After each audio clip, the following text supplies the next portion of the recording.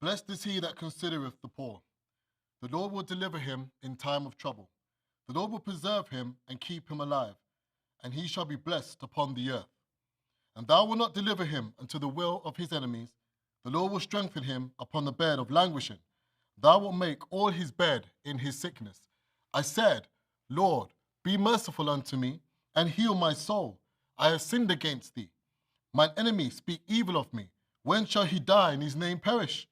And if he come to see me, his heart gathereth iniquity to itself. And when he goeth abroad, he telleth it. All that hate me whisper together against me. Against me do they devise my hurt. An evil disease, say they, cleaveth fast unto him, and now that he lieth, he shall rise up no more. Yea, mine own familiar friend, in whom I trusted, which did eat of my bread, hath lifted up his heel against me. But thou, O Lord, be merciful unto me, and raise me up, that I may requite them. By this I know that thou favourest me, because mine enemy doth not triumph over me. And as for me, thou hast upholdest me in thine integrity, and settest me before thy face forever. Blessed be the Lord God of Israel, from everlasting to everlasting. Amen and amen. Welcome to the Israelite Nation Worldwide Ministries, where our subject matter for today is the greatest lie ever told. There's been many lies that's been spoken about concerning the Bible. Now, our elder Sherlock has taught us that this book has been written by Israelites, for Israelites, and about Israelites. Yet still, every nation under the sun, apart from the true children of Israel, have adopted and taken this book and taken out of this book and formulated their own particular lie and have their own philosophy, have their own doctrine, have their own ideology of what they interpret what this book means to suit their own personal agenda. Now, we understand that the children of this book, from our elder Sherlock and the priesthood before me, have spoken about that the God in this book is the God of Abraham, the God of Isaac, and the God of Jacob. And he selected one people, a nation of people, a family of people, and they are the children of Jacob, his servant, and the children of Israel, his inheritance. So when we hear that statement, the children of Jacob, the children of Israel, repetitively, over and over again in this book, doesn't it make you feel that somebody somewhere has been lying to you? And the reason why I say this is because our elder has taught us that we are not African American or African Canadian or African British and all of these other acronyms has been added onto the name black, or we're black, or we're Negroes. Some even go even further and use the N-word, even more so. But these are all lies, because that's not who we are. In the Bible, it's clear description of the family that went through such bad and terrible things. It's very clear, because we see the evidence of that even in today's society today. Now, I want to go straight to the scriptures so that we can get down into what I mean about the greatest lies ever told, that they told you that you were African American, African Caribbean, African British, African everything else, and you're black. Yet still, in the Bible that we read, we see no such terms ever being used. Now, is our God not wise? Is our God have no understanding? Of course he does. He has every understanding, and he is wise, because this book has been put into English, into the language that we understand in this present day. That's number one. The names in the book, Matthew, Mark, Luke, and John, David, all these famous names that we like to name our children was named those times, and we're using in today's term. So if our God's intention was for us to be now known, his people, as African American, he would have put it in here. If his intention was for us to be called African Canadian or African British or Black British, it will be in here, or Black anything, but it wasn't. The name he called us, the people, the family he called us are the children of Jacob and the children of Israel. That's who he called us. and the lie that's being told that you are everything else but that. And that is a huge problem because the identity factor is incredibly important. Now, when you call somebody African Canadian, African American, Black British, who is descendant of a child of slavery, you completely get rid of the God of Israel. Completely. You completely now send those people back to Africa. That's where they go. Because why? You've called them African American, African Caribbean. So they associate themselves with Africans, but that's not who they are. That's not who they are. That's why the children of Jacob don't know who they are. They go back to Africa and get the Ankh. They go back to Africa and get the all-seeing eye, the pyramids, and all the gods of Egypt. They go and they resurrect again because the lie that was told to them when they were taken out of the 18 countries of West Africa was that they were African. When we have been taught, even by our elder shadow and through history, shows that a nation was taken out of that country and they were stripped from who they are. Let's go into some key elements that prove that we have been lied to and that the true children of Jacob is you and I, people that look like you and I. Now, let's turn to the book of Deuteronomy, chapter 28, and it's incredibly long. And I've got some time, but I want to get through every point so we understand. We understand these very important elements. To say that you are not a child of Jacob is to deny the God of Abraham, the God of Isaac, and the God of Jacob, and everything that he stands for. It is to deny the laws, the statutes, the commandments, which he gave unto the children of Israel and the children of Jacob. You completely remove our God from your equation of your life. Terrible. So which means there is no hope for you. A message was said, Elder Shadrach said, salvation is in the Israelite nation. But if you don't even know that you are a child of Jacob and a descendant of the children of Israel, there is no hope for you. So the lie has been perpetuated and perpetuated. You now tell yourselves, you tell your children, you tell everybody that you're African American, when that is not the case. You are a child of Jacob, children of Jacob, the servant of our God and the inheritance of the children of Israel. Why? Because the children of Jacob do not know who their God is. Doesn't mean to say that you are not part of Israel or the blood of Abraham, Isaac, and Jacob is not in your veins. It means you simply do not keep the law. You are maybe uncircumcised. You don't understand who you are, yet still the blood cannot lie. That's important. An Israelite, pure Israelite, will keep the laws, the statutes, and the commandments laid down by even our father Moses, given to him by the God of Israel to tell us how to keep the holy days, how to keep important things for the men, and even for the whole nation, the Israelite nation. Now let's start off with Deuteronomy 28. And if you understand this scripture, I know everybody would have read this scripture.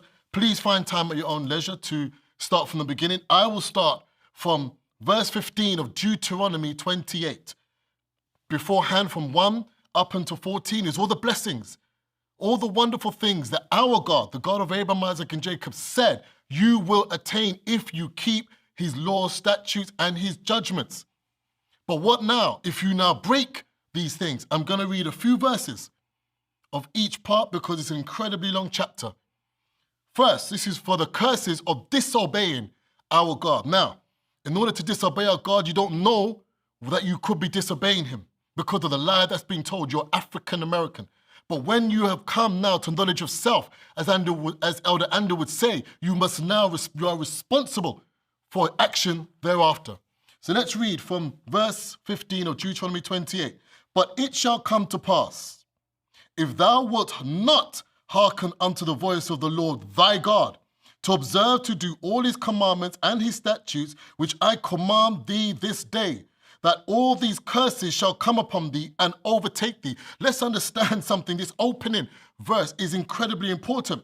He said, if you hearken not, if you listen not to his voice, to keep these commandments and statutes this day, that there is be curses to come upon you. Very important to understand that. There is something called obedience to our God. Obedience. Now, the first thing that they've got you to do is to be disobedient by first acknowledging that you are not a child of Jacob. When God of Israel calls you, my son, a child of Jacob, an Israelite, now you've gone backwards and called yourself another name. You've done something perverse. You've renamed who you are. And I always said that you don't name yourself. You do not name yourself. So calling yourself African American is just as bad as calling yourself Yabba Dabba Doo, Yeshua, Ben Israel, and all these names that was not given to you at birth. Just as evil. Let's continue. Cursed shalt thou be in the city, and cursed shalt thou be in the field. Cursed shall be thy basket and thy store. Cursed shall be the fruit of thy body, and the fruit of thy land, and the increase of thine kind, and the flocks of thy sheep. Cursed shalt thou be when thou comest in, and cursed shalt thou be when thou goest out. The Lord shall send upon thee curses, vexation, and rebuke in all that thou settest thine hand unto for to do, until thou be destroyed, and until thou perish quickly, because of the wickedness of thy doings, whereby thou hast forsaken me. Do you feel what our God is saying? The God of Abraham, Isaac, and Jacob. To not hearken to his voice is detrimental to your health, to your life. It is instant death. Everything you put your hand to do shall be destroyed. Your children shall be cursed. We see it today with the children of Jacob. And I'm speaking specifically as well to the children of Jacob that do not hearken to the voice of our God, the God of Abraham, the God of Isaac, and the God of Jacob. Do you see what happens? The children go out and they're shot in the streets. Our fathers, our men are being murdered. Our women are being abused because they hearken not to the voice of their God. You are not an African American. And America being the highlight because it is the new Egypt. And we will get there shortly. Understand what these words are saying and how it applies to you. Get rid of the lie. The greatest lie told to us Israelites, children of Jacob, is that you're African American. That's terrible. You're African Canadian and Black British. Look how it evolves. You never hear of any of the nations being called example, Italian American, Irish American. I don't hear these things. But why us? Get rid of that God. Let them not know who they are. Let them not know who they are. Because if we rename them, then they will have no hope. They will go amiss and worship other gods of the dead, which is what you do today. Let's read on. The Lord shall make the pestilence cleave unto thee until he have consumed thee from off the land, whither thou goest to possess it. The Lord shall smite thee with a consumption, and with a fever, and with an inflammation, and with an extreme burning, and with the sword, and with a blasting, and the mildew, and they shall pursue thee until thou perish. Don't you see that today, children of Jacob? And the children of Israel, don't you see they pursue you in the streets, they'll run you down and shoot you dead. You sit in your car and they'll shoot you. They'll kill you. You're sleeping in your bed, they kill you. It's pursuing the children of Jacob. Evidence that you are not that people who they say you are. You are not a child of who? Africa. You're not a child of Africa. You're a child of Jacob. Our Father, the God of Abraham, Isaac, and Jacob, said throughout the scriptures, children of Jacob, children of Israel, my children, my family, my people, those who I know you are mine. Let's read on. And thy heaven that is over thy head. Do you see how good our God is? He even gave us the earth as our dominion. Your heaven over your head shall be brass, and the earth that is under thee shall be iron, hard. You wake up in the morning, your head hurts. You can't see the beautiful sunshine above your head. You walk, you can't feel the wonderful grass beneath your feet. You struggle. Everything seems heavy. You walk, your head hurt, your foot hurt, you're just heavy. Of brass, you know how heavy brass is? Oh, and thy heaven over thy head shall be brass, and the earth that is under thee shall be iron, heavy, laborious. The Lord shall make the rain of thy land powder, and dust from heaven shall it come down upon thee until thou be destroyed. Nothing that you can do shall prosper, because it starts with acknowledging who our God is and who you are. You are a child of Jacob, not an African-American, African-Canadian. It's a lie. Turn back, and to those who have named you and given you a false name, they also gave you a false God. That's what they did by calling you an African-American. It's a new person. It's something else. Now that is attached to another spirit. And you know what that spirit is? You just renamed the spirit of Egypt. That's all. Now you worship the spirits of Egypt. You worship Baal. You worship, they say, Jesus on the cross. Jesus on the cross. That's what you're worshiping. It is a wood and stone. That's what you're worshiping. Because why? You've now renamed or accepted the renaming of yourself. It's an evil practice our elder and the priesthood has taught us. You don't name yourself. Nowhere did you find an Israelite rename themselves. Moses didn't rename himself. When the children of Israel were in Babylon, they didn't rename themselves. Let's continue on just a bit more. And again, it said in verse 25, the Lord shall cause thee to be smitten before thine enemies. Thou shalt go out one way against them and flee 7 ways before them, and shalt be removed into all the kingdoms of the earth. You're scattered. All the kingdoms of the earth, your enemy pursues you, overtakes you. Anything you do, you're struggling. You're struggling, you're fighting. Who does this sound like? This biblical example is of the children of Jacob, not African-American.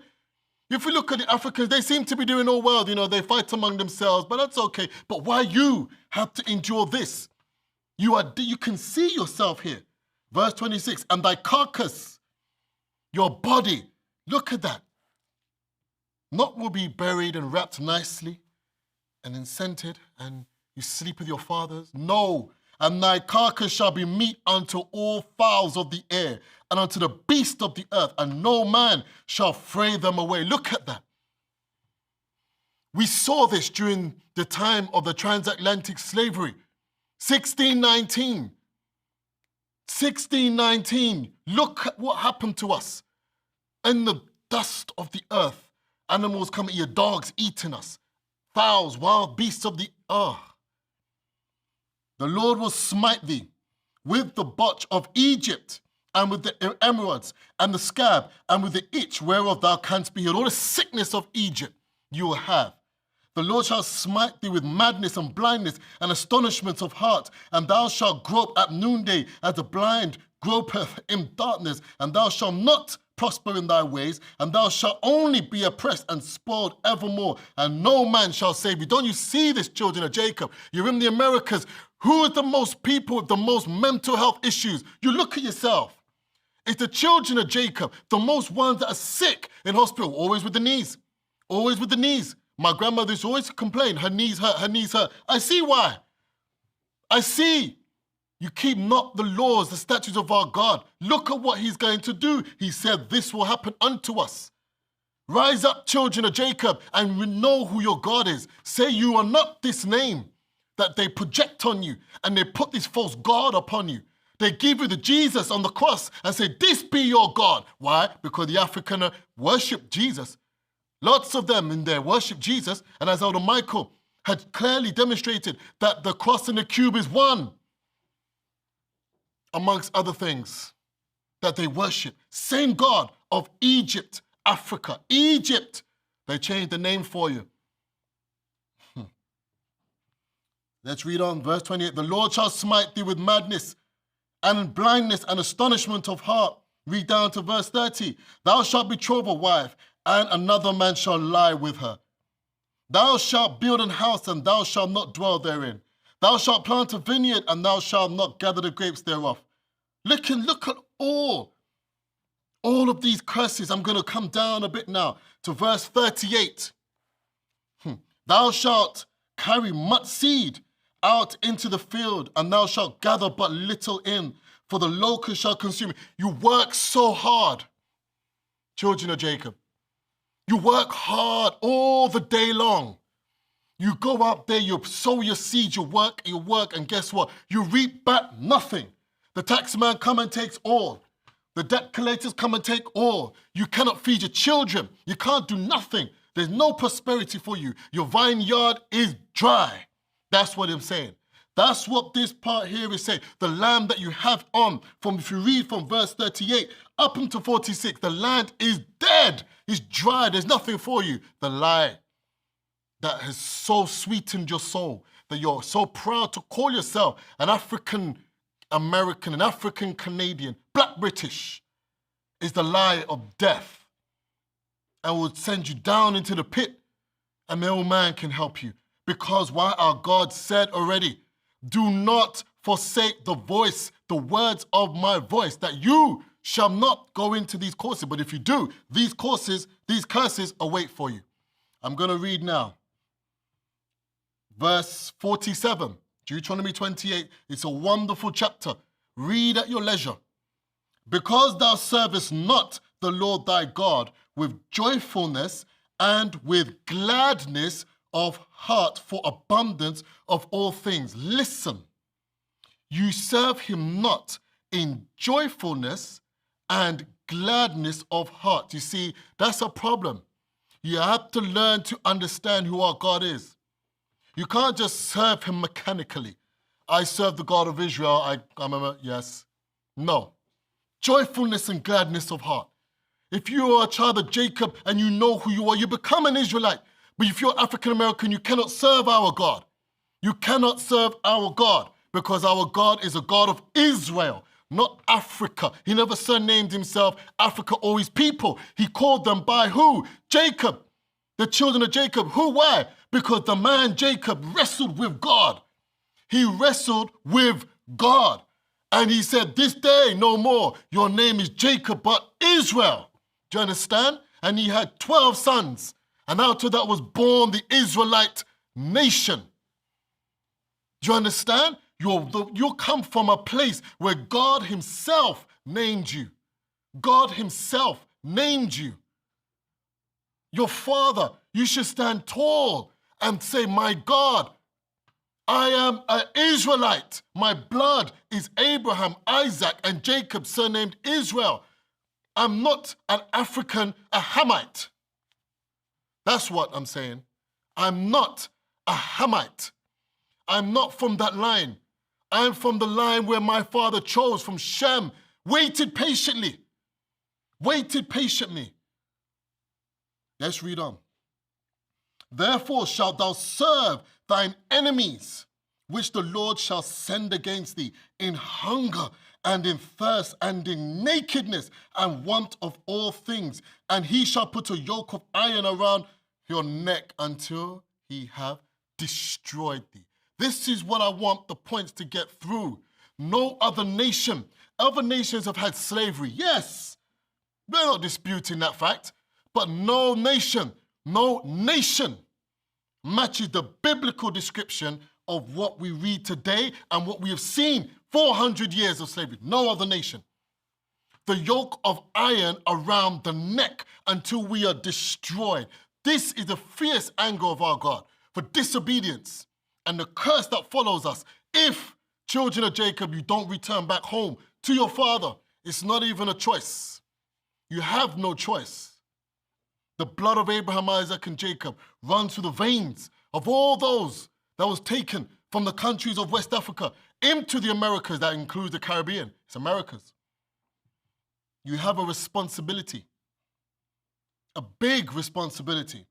Let's read. Verse 49, the Lord shall bring a nation against thee from far, from the end of the earth, as swift as the eagle flieth, a nation whose tongue thou shalt not understand, a nation of fierce countenance, which shall not regard the person of old, nor show favor to the young. And he shall eat the fruit of thy cattle and the fruit of thy land until thou be destroyed, which also shall not leave thee either coin, wine, or oil, or the increase of thy kind, or the flocks of thy sheep, until he have destroyed thee. Who are these nations?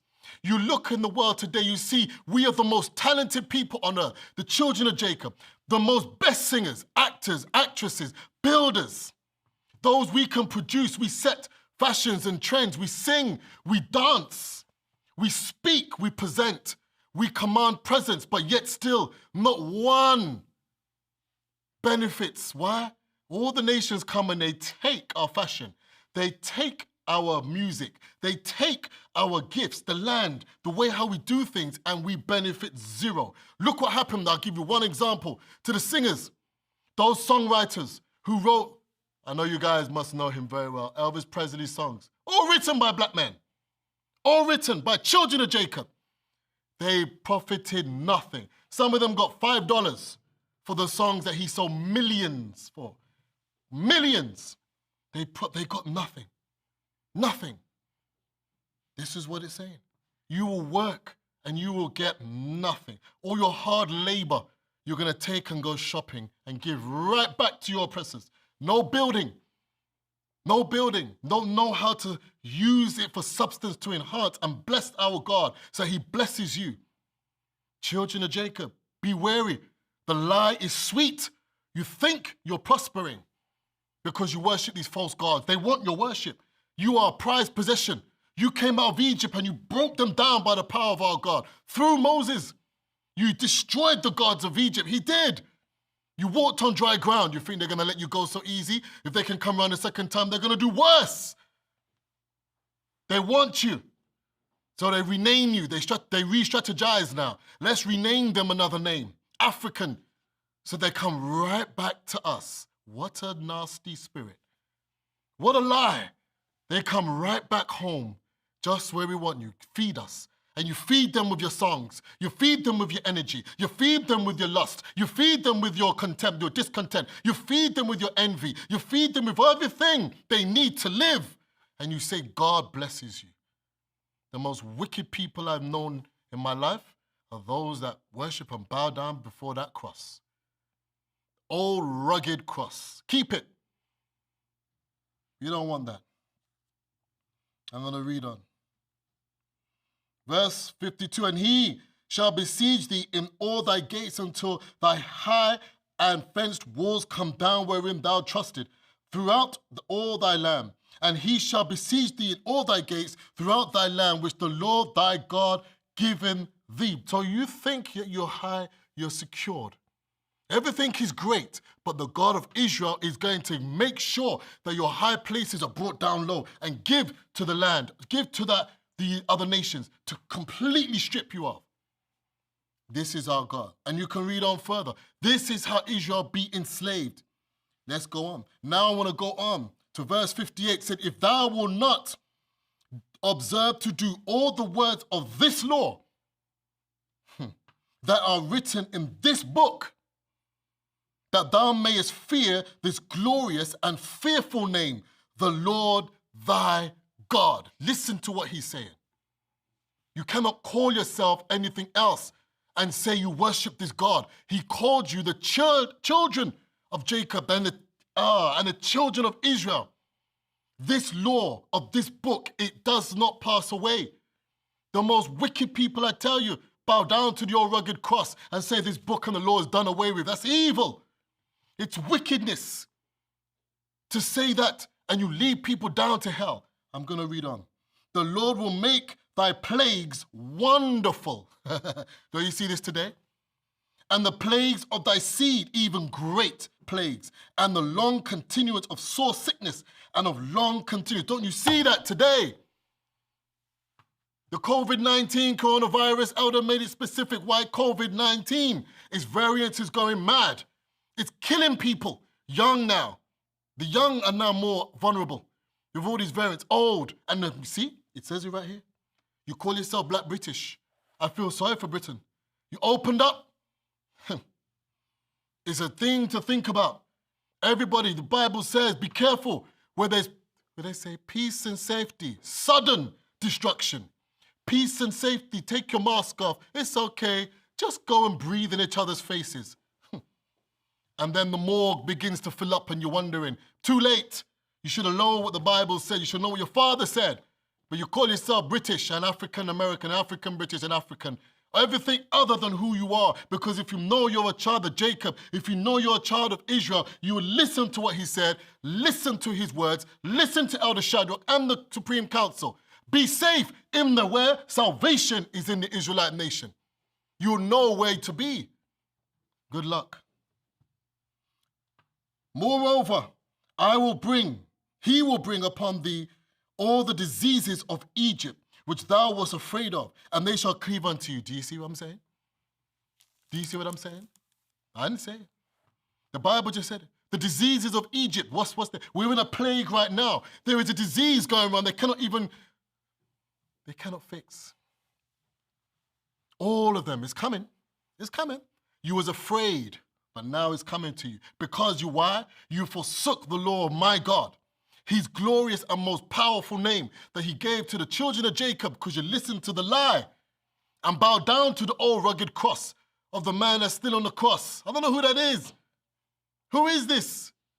You feel sorry for the man on the cross. He's still bleeding. He's still hanging on the cross. You're worshiping the dead. But that's what Africa was. Africa did. It's Egypt. They worship the God of who? The dead. So you see, the lie is juicy to you. But because they give you a couple of cars, they make you feel good with a little bit of money or somewhere to get your nails done. That's nice. Then you turn away your back from our God. Also, every sickness, listen, and every plague which is not written in this in the book of this law, them will the Lord bring upon thee until you be destroyed. Look at that. Don't we see this today? Don't we see this? Coronavirus is not in there, but he said all the diseases which is not written, he's going to bring it and he's going to destroy you. Children of Jacob, you got to wake up. Israel, understand who you are and stop playing games with your own life and your own soul. Know that our God is serious when he says this. This is something he's talking about in today. He's speaking this how many years ago? But it's coming to fruition right now. Elder Shadrach and the priesthood have been speaking this. Wake up before it's too late. Don't live this frivolous lifestyle that all is well. Take up your shield, your sword of the Spirit. You should be walking with the armor of God in this time. If there's any time you need to be fearful, it is now. If there's any time you need to understand who our God is now. Don't just let yourself go. You let yourself go and you just walk in frivolously. Be cautious, because why? The devil walketh around seeking whom he can devour. He's already got the people in the world, so the message is for you. Children of Jacob and children of Israel. Understand what's being said. He's walking about. He didn't, I got these guys. Look who he did. He went to Job. He went to Job. That one there. Let me get them. He represents us. The story of Job, understand, is the story of Israel. When you understand that, your fear of my God should be great. The fear of the God of Israel should consume you to know that I can't just walk out as any guy on the road or any woman on the road and just think I'm good. And ye shall be left few in number, whereas ye were as the stars of heaven.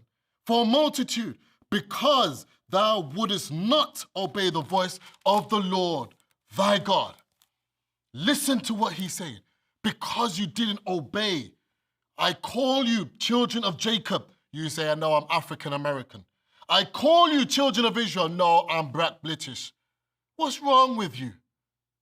Stand up for our God. He stood up for us. When the gods of Egypt threw down the staff, and Elder Anderline and Elder Michael, we spoke about this. They threw down the staff. They laughed. Moses, come on, we taught you these things. They threw down the one. Moses ate them. He brought the plagues down. They couldn't do nothing. The sea, the Red River, now red blood. They couldn't even combat that. You see the power of my God? He stood up to their gods. And because there was no contest, but Israel, Jacob, you believe the lie. You believe this lie that the old rugged cross, which is a cube, can save your life. And Elder Shadrach said, no, it cannot. And it will not. Let's read on. I've got to get there. We're coming up now. So I'm going to go to verse chapter 65 of 28, Deuteronomy 28. Among these nations. Actually, I'm going to go back up one. Verse 64. And the Lord shall scatter thee among all people from one end of the earth, even unto the other, and they shall serve other gods, which neither thou there thou nor thy fathers have known, even wood and stone. Wood and stone. You want me to tell you what a wood and stone is? A cube and a cross. And everything else you seem pleasurable to make with your man's hands. That's what the children of Jacob are worshipping. Why are you worshipping these things? He told you, because you don't hearken to my voice, I'm going to destroy you. You're going to worship the gods of these people. But guess what? It does not work for you.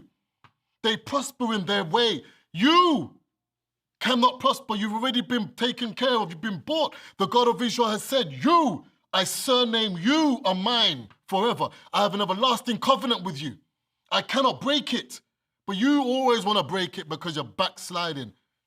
Backsliding, disobedient, stubborn, stiff-necked. Come out of her.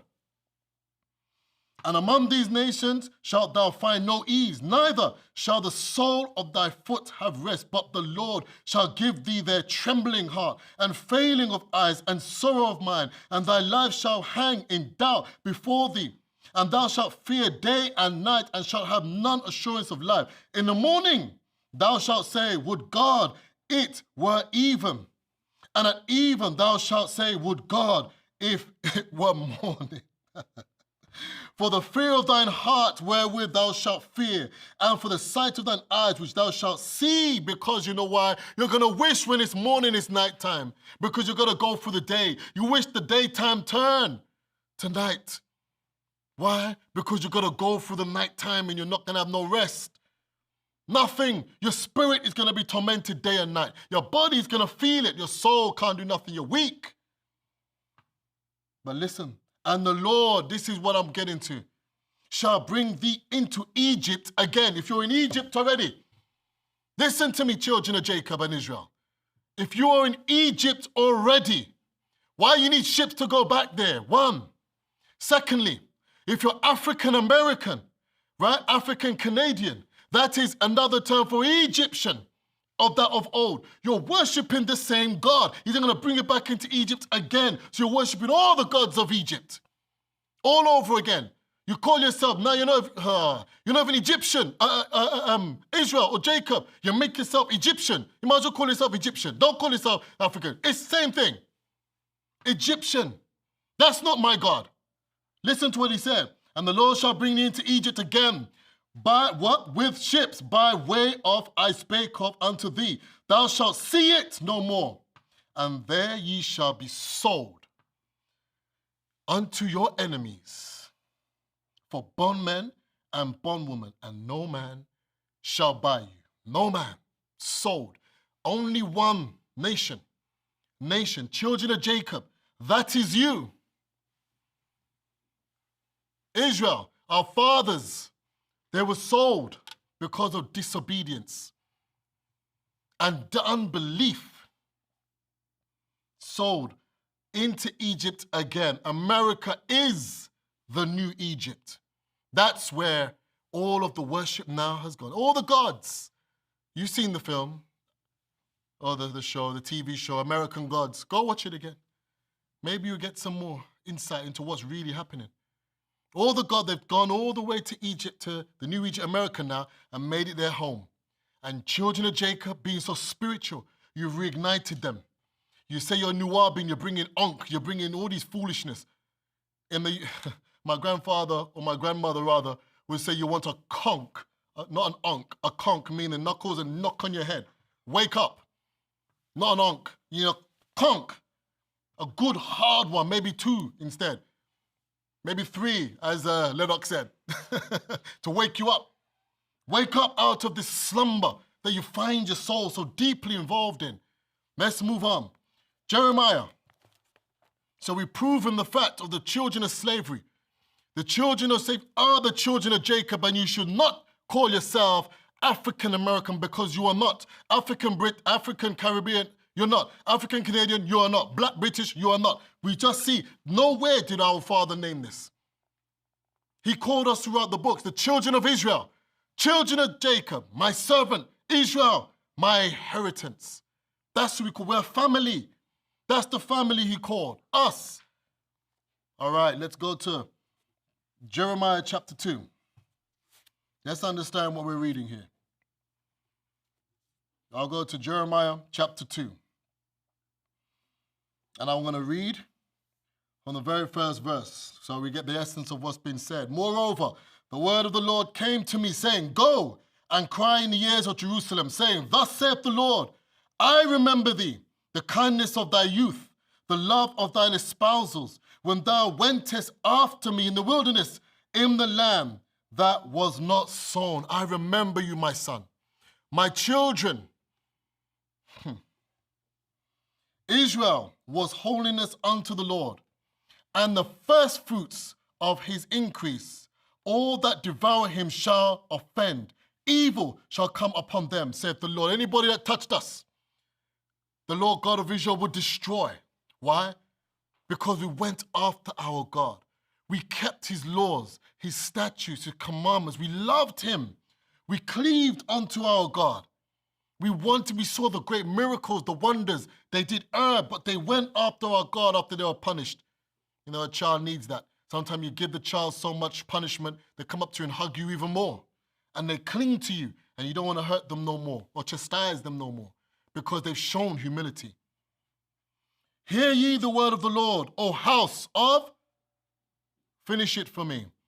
Hear ye the word of the Lord, O house of Jacob. He didn't say house of African Canadian, house of Black British, house of he said the house of Jacob and all the families of the house of Israel. Listen, I don't know how much clearer my God has to make this. And poor Jeremiah had to bring this message to a stubborn, stiff-necked people. Thus saith the Lord, what iniquity your fathers found in me, that they are gone away from me and have walked after vanity and become vain. What evil did you find in my God that you said, no, I've got to go and do my own thing now? What is it? Neither, said they, where is the Lord that brought us up out of the land of Egypt, that led us through the wilderness, through a land of deserts and of pits, through a land of drought and of the shadow of death, though through a land that no man passed through, and where no man dwelt? And I brought you into plenty. Oh my gosh. I brought you into a plentiful country to eat the fruit thereof, and of the goodness thereof. But when ye entered, ye defiled my land, and made my heritage an abomination. Listen to what they did to this is children of Jacob, and he's talking about Israel, the same family you are a part of. I don't see him dealing with any other gods here. There's no other god. I don't see the foolish god, the god of the dead. I don't see all these foolish gods that you love to cling to. I don't see Jesus, and I don't see nothing. I don't see a cross. I don't see nothing. Just the God of Abraham, the God of Isaac, and the God of Jacob and his people. That's it. Why you have to go run after these false gods of the dead? The priest said not, where is the Lord? And they that handled the law knew me not, and pastors also transgressed me, and prophets prophesied to Baal by Baal, and walked after things that do not profit. Look at pastors are evil. Go tomorrow morning and tell your pastor he's evil because they went out and transgressed the law. They still do. This nation without pastors, we don't do that. But they didn't go after my God. They prophesied by evil. Wherefore, I will yet plead with you, saith the Lord, and with your children's children will I plead. Do you understand what he's doing? I'm going to plead. I am God of all gods. I threw down the gods of Egypt. I destroyed Pharaoh and the armies that pursued you. I gave you the wealth and riches of Egypt. By the blast of my nostrils, I parted the Red Sea and you walked through on dry ground. I led you through happily. You had a fiery pillar by night and a cloudy pillar by day. I gave you angels' food. I clothed you. There's not one man feeble amongst you. I gave everything my sons would need. I gave you everything. And I'm pleading with a stubborn, stiff-necked people. A child that is so disobedient to the core of their soul. Listen to the voice of my God. For pass over the isles of Shittim and see, and send unto Kedar, and consider diligently, and see if there be such a thing. Go anywhere and see if you're going to see the God of all gods plead with his children's even children. Go and see. You will not. And this is what I want to get to. Hath a nation changed their gods, which are yet no gods? That's it. I got to read that again. I have to read that again so you understand what we're saying. Hath a nation changed their gods, which are yet no gods? Listen to the statement. Sit back and please think about that. Jeremiah 2, verse 11. Wow.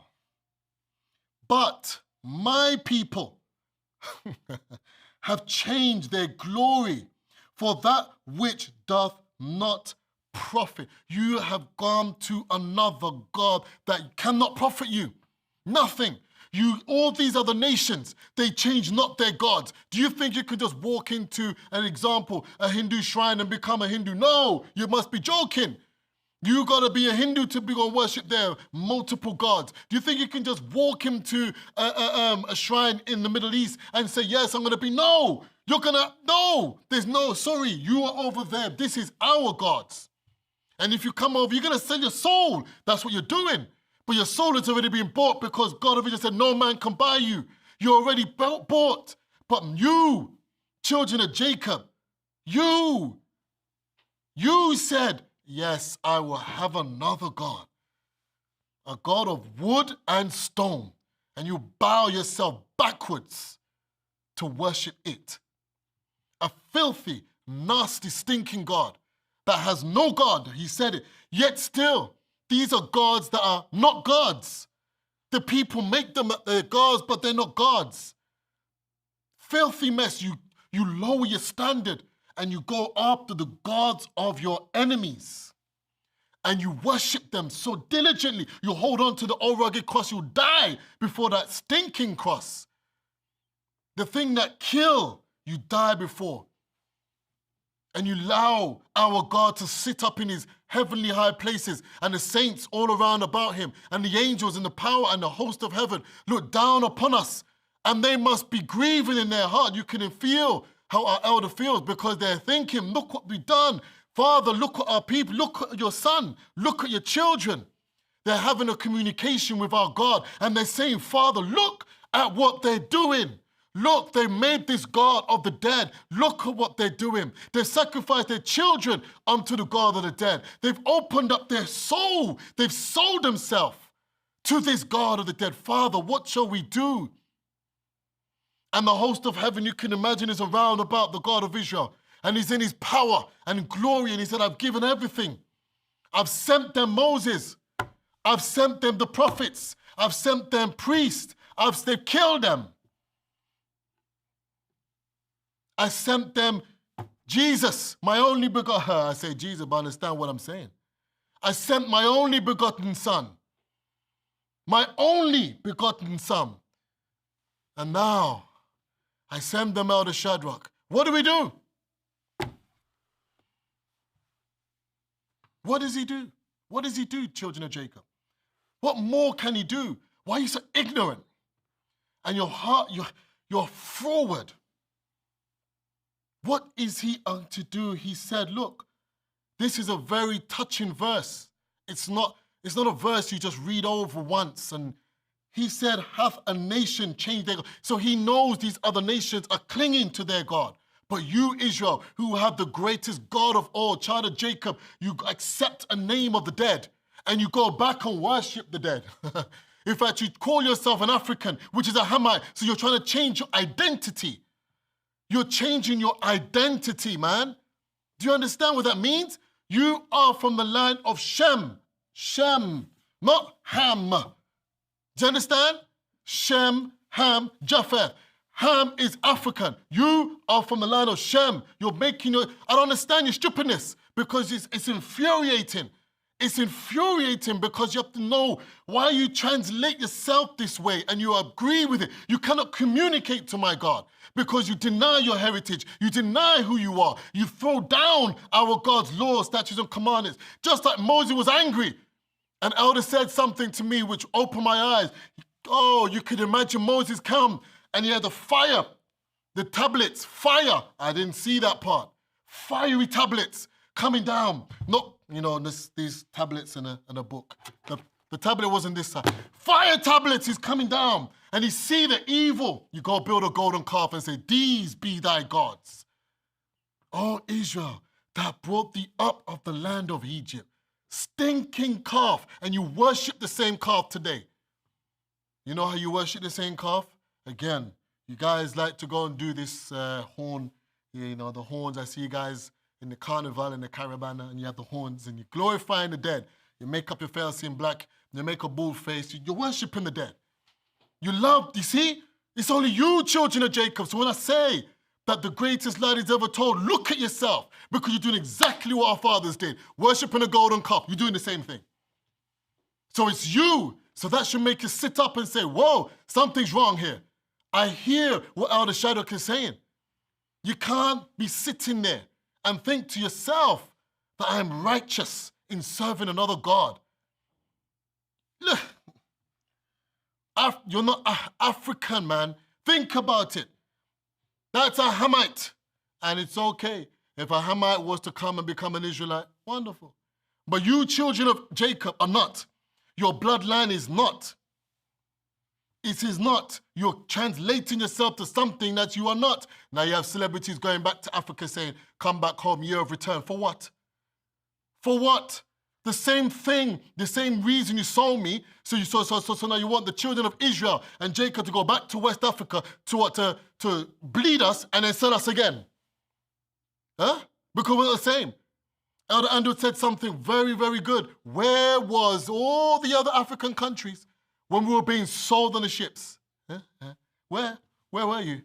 When my fathers and my mothers and my aunties and my uncles were being taken and driven out and gathered together like sheep and herded together. Where was the other countries to come and defend me? But you're sending me, child of Israel and Jacob, to come back home. I'll never come back home. Ever. That's not my home. He said, you shall see it no more.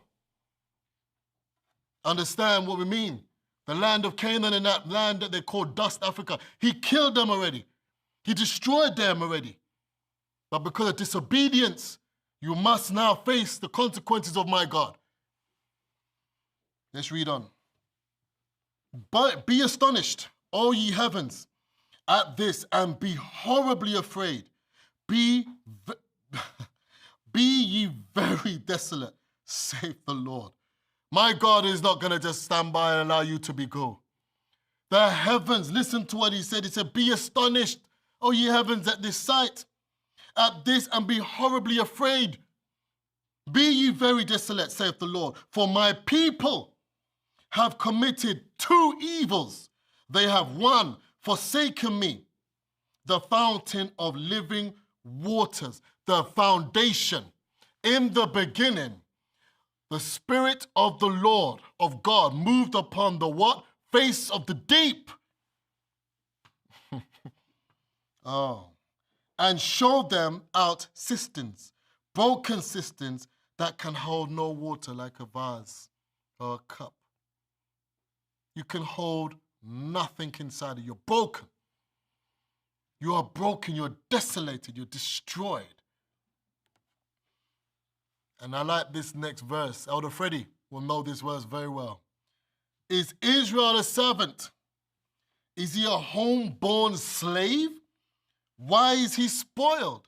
The young lions roared upon him and yelled, and they made his land waste. His cities are burned without inhabitant. Also the children of Noph and Taphanes have broken the crown of thy head.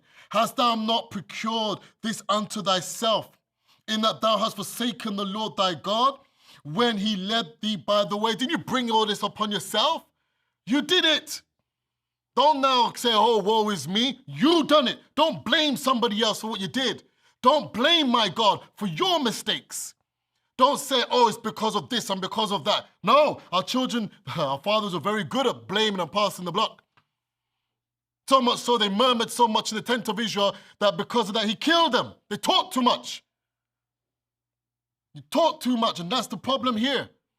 Instead of listening to the law, the statutes, and the judgments of what our God has sent to our fathers, to our teachers, to our elder Shadrach, to listen to what's being said and live. I'll finish this.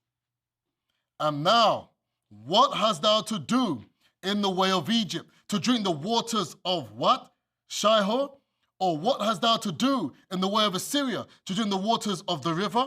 Thine own wickedness shall correct thee, and thy backslidings shall reprove thee. Now therefore, and see it, that it is an evil thing and bitter, that thou hast forsaken the Lord thy God, and that my fear is not in thee, saith the Lord God of hosts. Do you understand? It is you are going to drink the bitterness of which you have sown.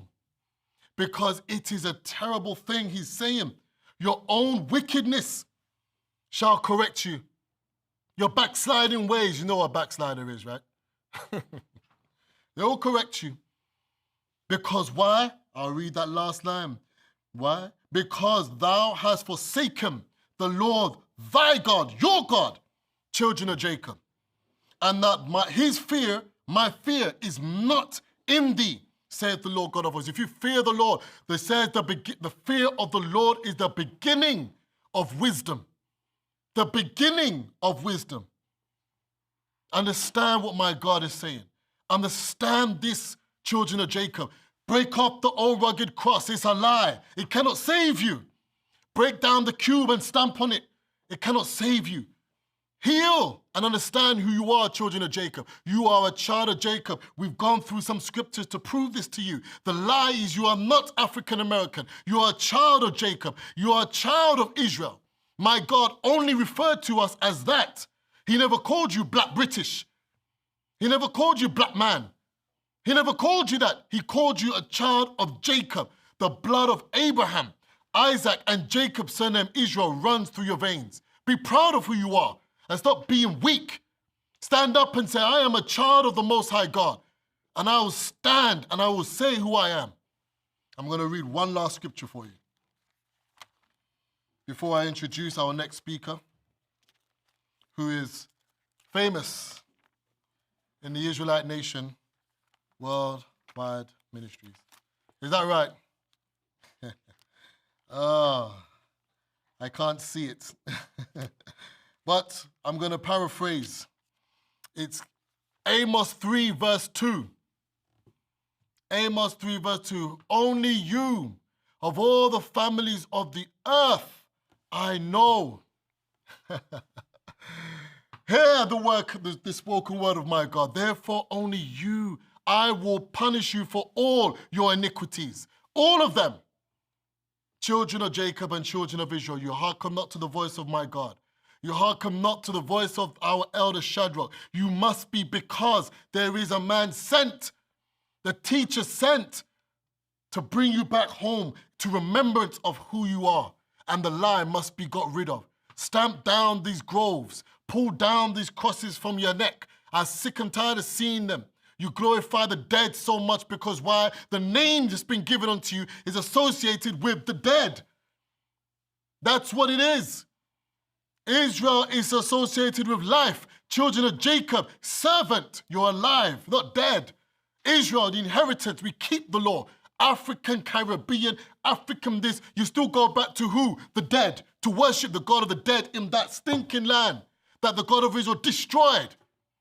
So understand what I'm saying. Understand what the word of our God is calling our Israelites home, the children of Jacob home. It has to be said. It's enough of this thing to be so proud to be African and going back to a land that our God of Israel has completely forsaken. They're punished and they're going through because of what they did to us, because of what they did to you, children of Jacob. This plague is now because of what they did to you.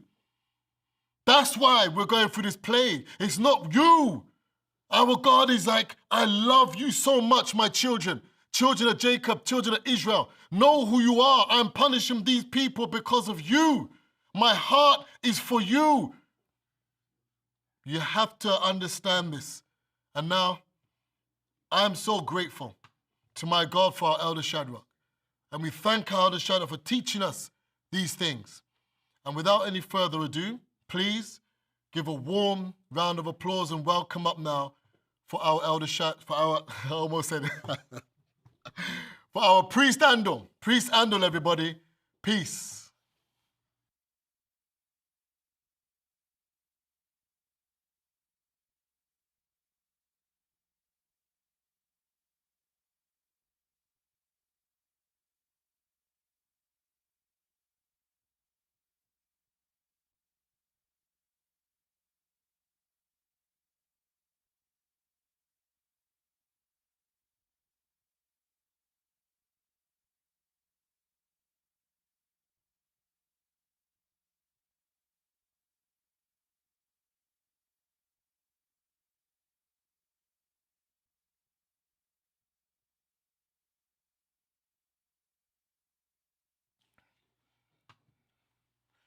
Now, what could I say about Dr. Tyrone Soiree,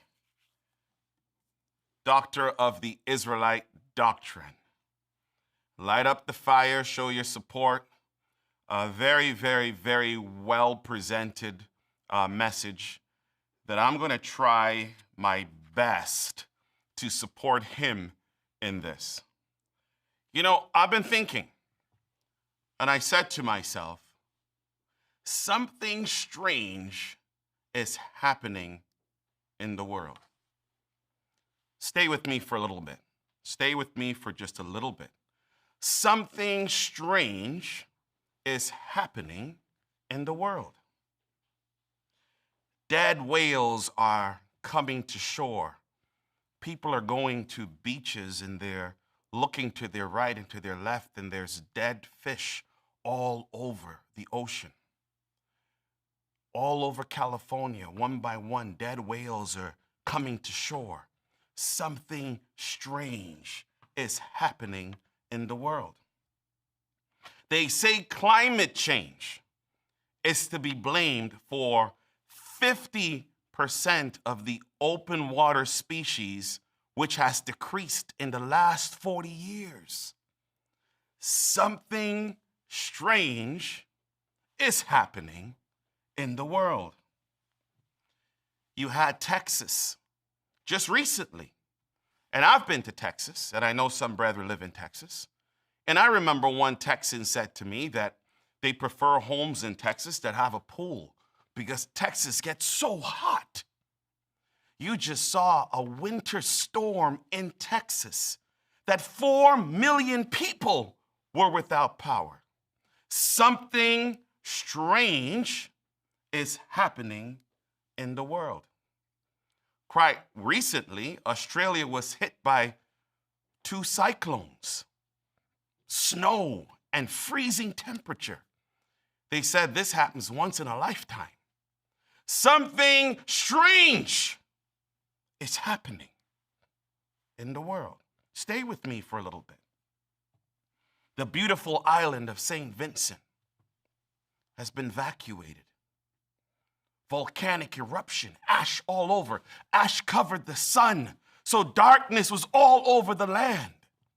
We have brethren who were traveling from the UK, were supposed to travel, but their flights got canceled because the ash of the volcano covered the entire sky. Whole island had to be evacuated. Something strange is happening in the world. We had a child of Jacob, and I'm going to say this. Probably the most disgusting music video I have ever seen in all of my life. came out. And the sales of his satanic shoes sold out in less than 1 minute. Something strange is happening in this world. COVID cases, infection cases are skyrocketing. You heard from Dr. Soiree that some of these people feel so confident. They're opening up everything possible, trying to fight, like they say, the unseen enemy. But the more they try to fight is the more they stumble and fall like a drunk man slipping in his own vomit. My friends and my brethren, I'm telling you, stay with me for a little bit, because I'm going to take what Dr. Soiree gave to you, and I'm going to try to add, at least make my contribution to the message, because something strange is happening in the world right now. And why? You have to ask yourself, why? Let me talk to you just a little bit about this. People are dying because of this COVID-19, as they call it. I know some of you are saying, Priest Andal, don't worry about that. It's all fake news. They're padding the numbers up. People aren't really dying. They treat this like the common flu. Don't worry about it. But then I also have brethren that are doctors and nurses, and they report back that it's true. People are dying. We don't know what it is, but they're dying. Small businesses are demolished. Economies are crashing down.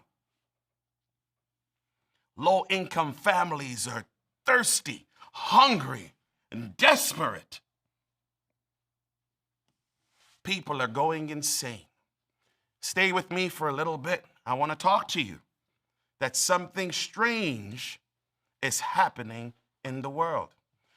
Let me take one snapshot for you. One snapshot of what is happening, because all eyes are on the divided states of America. All eyes are on the divided states of America. So let me take one snapshot of what they're dealing with right now. And some of these things you've never heard because they are never reported. They're never reported. Let's talk about mass shootings. Dr. Soiree just told you that mental health issue is on the rise. Not only with the children of Jacob, but America is wilding out. Let's talk mass shootings and listen to this. This year, January. So, before let me take a step back. So they define mass shootings. If you talk about the mass shooting tracker, they define it as 4 or more persons, so listen to this, shot in one incident, all roughly around the same time. All right, so 4 or more, one incident shot roughly around the same time. Got it? Yep, good. January, 25 mass shootings. 145 people injured. Out of that, 29 died. February, 43 mass shootings. 152 injured. Out of that number, 49 died. March, 48 mass shootings. 188 injured. 70 people died. April, 24 mass shootings in America. 94 people injured, out of which 40 people died. And April, the month that we're in, 24 mass shootings. 94 people injured, and out of that, 40 people died. It brings our total number to 150 mass shootings. I know you haven't heard this. You hear maybe one that's FedEx. You hear one at a grocery store. I get it. 150 mass shootings, 485 people injured, out of which 145 people died in the USA from mass shootings. America is wilding out. And you ask yourself, why? Why, Priest Andal, is America wilding out? I want to go to Genesis 15 because my good brother talked about Deuteronomy 28. The truth is, we tried to sync up this week to talk about this presentation. We had one day to get it together because today was supposed to be the story of Moloch. But my brother, Elder Michael, is not feeling too well because of his allergies. So we had to spin this really quick and do this lesson. So seeing him up here in a 24-hour span to present what he did, that's what I call a soldier. That's what I call a soldier. So Genesis 15, verse 12. I'm going to read this really quick because we got some grounds to cover. We got a lot of grounds to cover, actually. From verse 12, Genesis 15 from verse 12. And when the sun was going down, a deep sleep fell upon Abram, and lo, a horror of great darkness fell upon him. And he said unto Abram, know of a surety that thy seed, not the world. You heard what Priest Tyrone said. Not the world. Abram, your seed. Let's really personalize this right now. Your seed will be strangers in a land that is not theirs. Not the whole continent of Africa. We need to be stay with me. Don't go anywhere. Walk with me slowly. Just to what Priest Tyrone said. This scripture is personal. Abram, your seed will be a stranger in a land that is not theirs, not the whole continent of Africa. And I have nothing against those. So let's be clear also, because I know there's a lot of you who get in your feelings. And you say, hey, you can't be doing that and brainwashing the people, telling them that they don't have African heritage. And then some of you get up all in your feelings and say, well, some of the children of Israel was left behind. You're right. Not all the children of Israel was taken from the west coast of Africa. To your point, and to those that are listening right now, I say this to you. It was a selective process. Walk with me slowly on this one. It was a selective process. It was a business transaction. And we'll get a little deeper. But those that they took in the slave ship passed the selective process. They couldn't take those who were weak. They couldn't take those who were disabled. They couldn't take those who they believe would not give them a good price when they came to America. They didn't. So you and I, who are here, know for a fact we came from the cream of the crop of the tribes of our people. If that is something you want to at least pat yourself on the back for. You and I came from the cream of the crop because they were very selective. But let me go back to where I am right now. Abram's seed, not the whole continent of Africa, shall be a stranger in a land that is not theirs, and shall serve them. And they shall afflict them for 400 years. Doesn't matter what you believe. Even the God of Israel says it doesn't matter what you believe. I'm going to put in the words of the mouth of strangers everywhere. If you look to the north, you're going to hear some historians say 400 years. If you look to the left, you're going to hear Gentiles say 400 years. When it was 2018, the year 2018, we heard all over the U.S. and other places the commemoration of the 400 years. So even if you're blind, you heard it from all the four corners that echoes this 400 years written about in Genesis 15. Even if you wanted to deny it, you heard it from every single soul on the planet. 400 years. Now, stay with me as we walk through this. 400 years, 1619, when the first slave ship hit America. We're talking about America. He read Deuteronomy 28. Ships into Egypt. America is the new Egypt. That's when that 400 year starts. That prophecy starts in Egypt, which is America. 1619. 2019 was 400 years. Listen to this. 14 says, and also that nation whom they shall serve will I judge. You look around, I said something strange is happening in the world. I told you this. But why is it happening? Because after the 400 years, the God that liveth in heaven, I am going to judge them. Right now, you have 140 million, I believe, cases in the U.S. with COVID. A little over 560,000 have died. Now, they could have padded that number. They could have decreased it. I don't know. But I can tell you, something is going on. Look at all our people right now who are getting shot. I said to someone, you've got George Floyd in April. You got George Floyd choked out by a cop in April. How is it that April of the following year in the same city, a cop pulls, as she says, is supposed to be her taser, and goes taser, taser, taser, bang, bang, bang, but it's really a gun. Same month, same anniversary, and the trial is happening at the same time, same city. I'm not no rocket scientist, guys.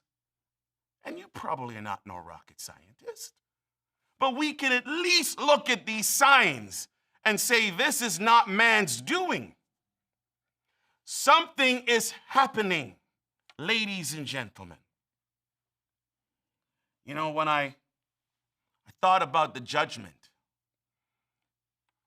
you need to understand, and we've said this 1,000 times, you need to understand that the judgment and those who participated, and Priest Tyrone and I spoke about this minutes before we came up here, and everyone says the white man is the devil, and the white man, and the white man, and the white man, and the white man. Hold that thought, okay? Hold it right there. Don't move, and don't forget what I just said. Don't forget what I just said. They're killing our unarmed black males. I say black males to communicate with you, but as our elder called them, Jacobites. And you should understand that. They're the children of Jacob, the Jacobites. For our internal use, because I don't want to confuse you, because you're going to say Jacobites, Israelites, what is it, Priest Handel? But like our elder said, I'm going to be just very clean and simple. I don't want to confuse you. For those of you who are learned in the doctrine and you follow the ways of the God of Abraham, Isaac, and Jacob, and for the males that have circumcised and they got the covenant written in their flesh, which was supposed to be an everlasting covenant, and you're doing what you need to do, you have left now Jacob and you are now Israel. So we are Israelites. But our people generally, who are still not following the laws, statutes, and commandments, as Elder said, they should be rightfully called Jacobites. So, that being said, we had Dante Wright just recently got sprayed up, supposedly by a taser. And you've all seen what a taser looks like. Bright yellow. I mean, I got no yellow around here, but bright yellow.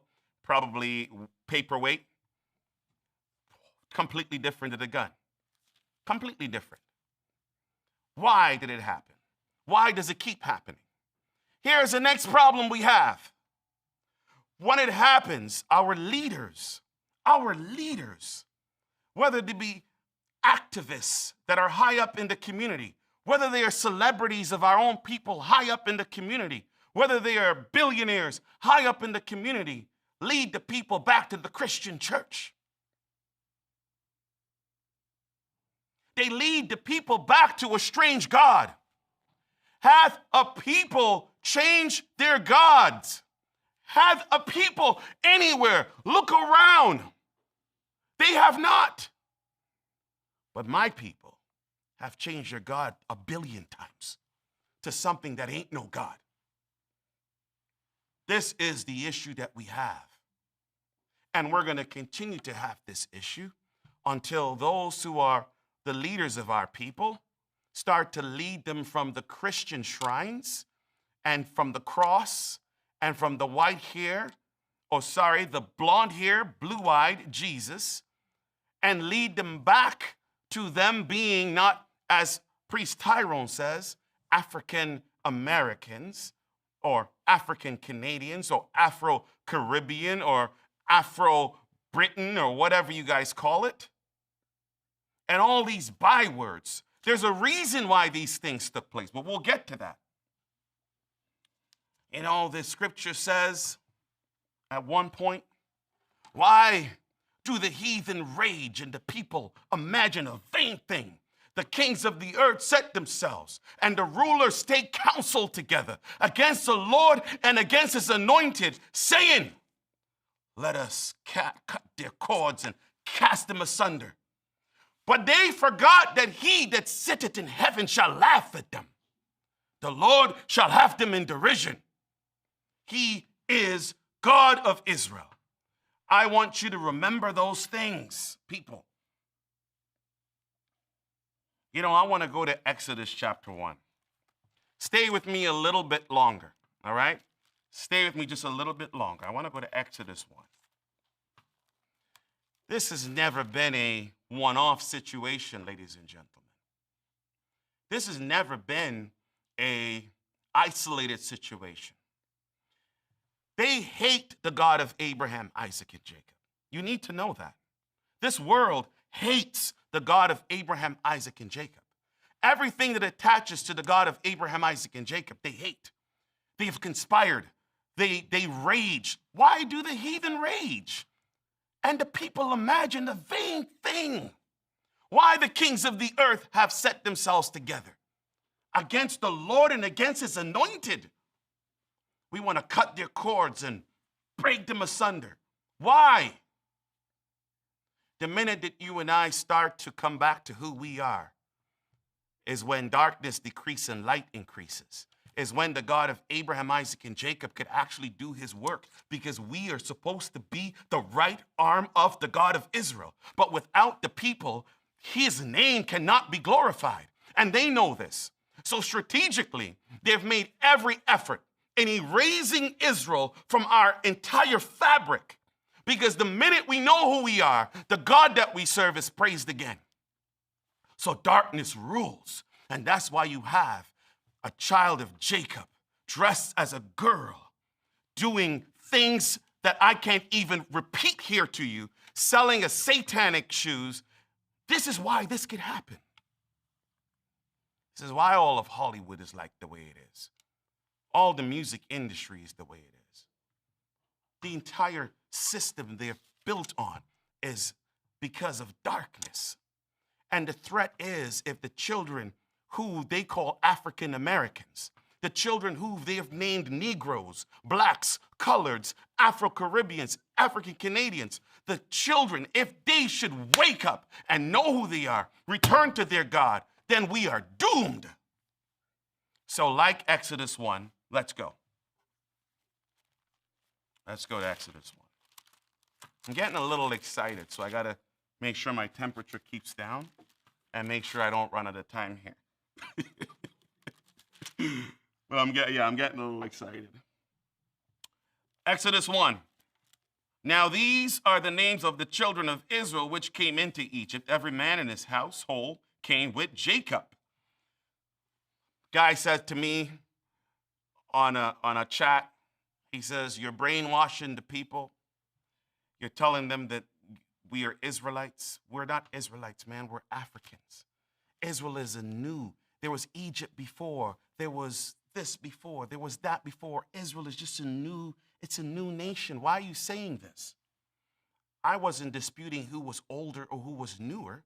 All I was trying to tell him is that the people who were taking on those ships, they belong to the tribes of the children of Israel. That's it. I don't care which nation was in the continent of Africa before Israel. That's not my business.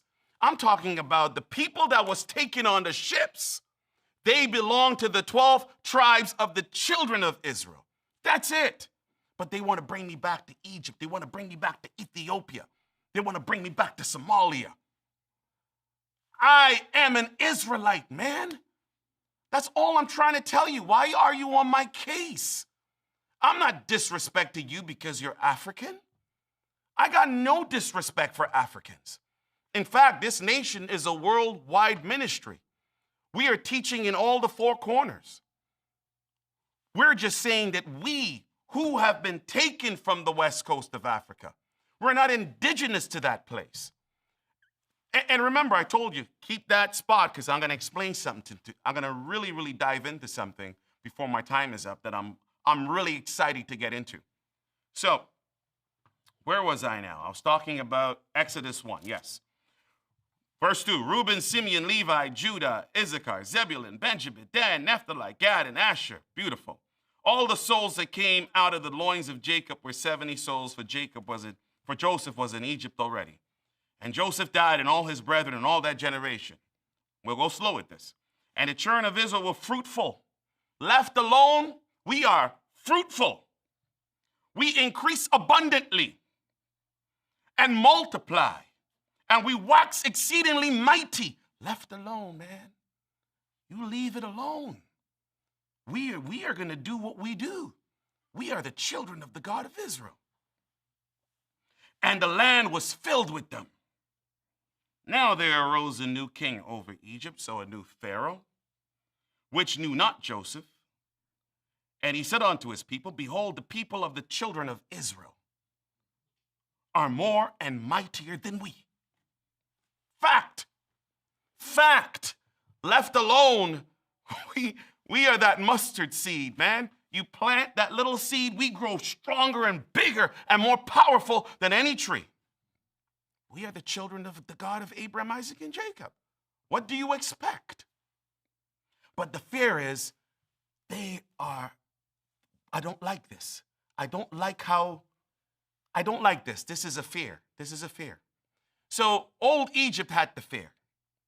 Follow me for a second. Stay with me. Old Egypt, Pharaoh, those in leadership in old Egypt had the fear that we would come into ourselves and we would become mightier than them. Nothing has changed, people. This new Egypt, and I'm going to say specifically the United States of America, their biggest fear is for my people, the children of Israel, to come back to self, to unite. That's their biggest fear. Because once we do that, listen, the horn gets blown. And my God rends the heavens. And he makes a presentation. And that is what they fear, because right now they think he's an absentee landlord. So the whole place is running wild and doing what they got to do. It's a godless society. But wait till the cries come into his ear, like it was in this chapter. He will rent that heaven, and woe unto the inhabitants of the world. That's all I have to say. This is just the beginning of the woes. This is just the beginning of the woes. If you believe things are going to get bright and sunny and nicer, I have to tell you that you're wrong. It may look like things get better for months maybe, but this is just the beginning. 400 years is over. Judgment must take place. Sorry to break the bad news to some of you, because I know some of you say, Priest Sandal, I hope this is over fast. I don't know if COVID-19 would last a month or 10 years. I don't know if COVID-19 would last one day, but I do know that there's going to be more woes in whatever form the God of Israel does, because he's got to bring the nation to judgment. That they would realize that this is not some science that's being done in laboratories or puppeteering by Illuminati. They got to know that it's the right arm of the God of Abraham, Isaac, and Jacob. The Egyptians must know his name in that day. Thus saith the prophet Isaiah. They will know my name in that day. So you tell me when I say something strange is happening in the world today. Now there arose a new king, verse 8, over Egypt, which knew not Joseph. And he said unto his people, behold, the people of the children of Israel are more and mightier than we. This is the same talk that's happening now that you may not know, guys. Why do you think every unarmed black or Jacobite male is being shot? What was the decree of old Pharaoh? Go out there and make sure that the firstborn, the male children specifically of the Hebrew children, make sure you kill them, but leave the girls alive. And the man is the seed. Kill them. Kill the tree. Because if they somehow be left untouched, Egypt is theirs. Same fear is happening right now, this very moment. Remember, I said that to you. Verse 10 says, come on, let us deal wisely with them, lest they multiply, and it come to pass that when there falleth out any war, they join also unto our enemies and fight against us, so get them up out of the land. Therefore did they set over them taskmasters to afflict them with burdens, and they built for Pharaoh treasure cities, Python and Ramses. But the more they afflicted them, the more they multiplied. You know, they probably thought that when they brought us into the Americas, that they were going to break our spirit, that we were going to become docile and like some dogs with our tails between our legs.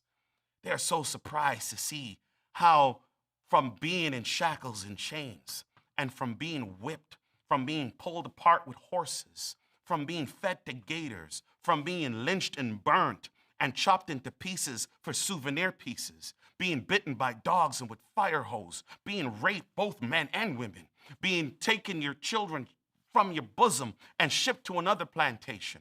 From all of these things, they thought that they would keep us under their thumb. And they don't understand how we keep budding, how we keep voicing, how we keep growing, how we keep being a force that the world still has to reckon with. Why is it so? I'm going to take my time with this, guys. Stay with me a little bit. We're talking about the greatest lie ever told. Stay with me a little bit.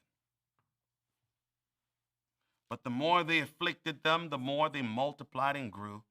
And they were grieved because of the children of Israel. Everyone hates us. I don't care if they buy your music. I don't care if they talk like you, walk like you. I don't care if they even try to look like you, get spray tan, butt injections. They hate our guts. They hate our guts. You need to know this. I don't care if they talk diversity and inclusion all over the news and equality. They hate our guts. And whatever they can do, they're trying their hardest to keep the children of Jacob down. Because the minute this message that Priest Tyrone and I are doing, and my fellow priests have done, and all the council members around the world, and our elder Shadrach has done, reaches the four corners of the earth, they got problems. They got massive problems. So hence, we're always at a war. We're always going to be at a war. Because this is the biggest threat to the system that is here in this new Egypt, this world.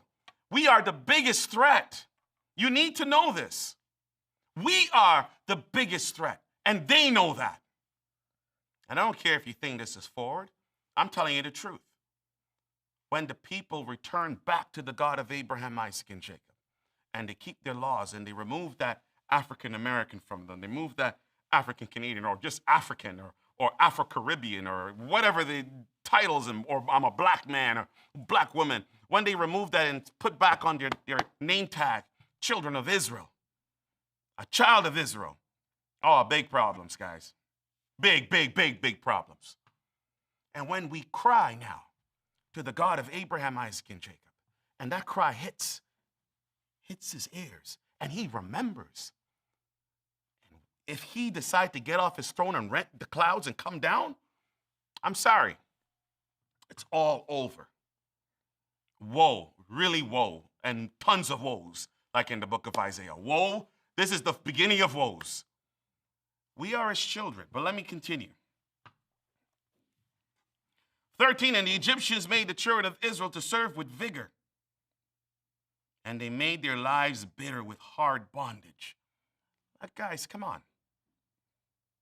In mortar and in brick and in manner of service in the field, all the service whereabout they were made to serve was with rigor. And the king of Egypt spake to the Hebrew midwives, which the name of one was Shiphrah, and the other one was Puah. And he said, when you go to do the office of a midwife to the Hebrew women and see them upon the stools, if it be a son, then kill him. That's not nice. Did I say this was Egyptians? I did say that, right? Listen, find me a camera. Do not ever, whoever is out there that is this Pan-Africanism, this Egyptology stuff, don't ever tell me that I am an Egyptian, okay? Because the Egyptians, as you see here, killed my people. The Egyptians put my people under heavy burden. Do not ever open your mouth to even phrase the term that I am an Egyptian or I should look at my Egyptian heritage. Egypt was the enemies of my people. They killed the firstborn male of my people. Inhumanely, they throw them in the Nile so crocodiles can eat them. What do you think the new Egypt did for sport? They took my babies and they fed them to the gators. Do not, please, respectfully, do not tell me that I have Egyptian heritage or I'm some Egyptian. All right, I can go back to regular programming.